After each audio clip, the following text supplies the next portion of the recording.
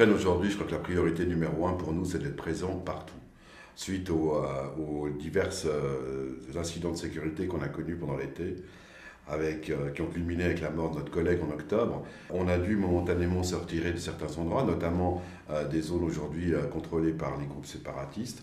Et pour nous, il est essentiel de s'y remettre pour pouvoir développer à fond nos activités, chose qui aujourd'hui n'est pas tout à fait en mesure d'être réalisée, puisque nous n'avons qu'une équipe minimale résidente sur place à Donetsk aujourd'hui.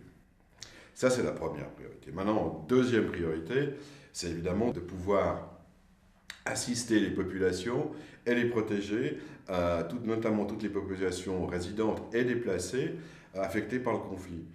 Il y en a beaucoup. On estime que c'est près de 450 000 déplacés aujourd'hui en Ukraine. Il y a encore toute une partie de la population qui est déplacée dans les pays limitrophes. Mais disons, pour ce qui concerne l'Ukraine, aujourd'hui, c'est faire que ces gens puissent passer l'hiver dans les conditions les plus dignes possibles. Ça veut dire, en tout cas pour ceux qui sont hébergés dans des centres collectifs, qui sont hébergés dans des endroits qui sont inadéquats pour l'hiver, sans chauffage, qu'ils puissent avoir un toit, une salle chauffée, des couvertures, des habits adéquats, etc. Et évidemment, la nourriture qui va avec.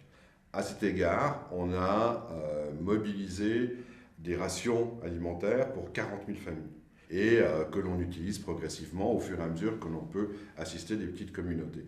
Pourquoi petites? Parce que ces gens sont un peu éparpillés dans divers centres. Ce n'est pas des grandes concentrations à plusieurs milliers de personnes, c'est quelques dizaines, voire quelques centaines. Ça, c'est la première priorité.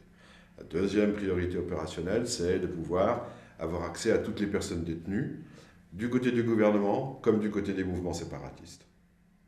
Troisième priorité, je dirais, mais qui est tout aussi importante, qui était liée à la question de la sécurité que j'évoquais tout à l'heure, c'est d'avoir un réseau d'interlocuteurs qui nous permettent de faciliter notre accès et nos déplacements partout. Aujourd'hui, on estime qu'il y a une quarantaine de groupes différents qui sont actifs en Ukraine, certains affiliés au gouvernement, d'autres affiliés aux mouvements séparatistes.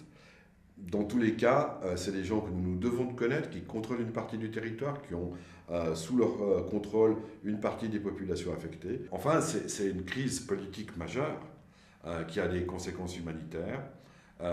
Chacun accuse l'autre, évidemment, d'être responsable de tout ça.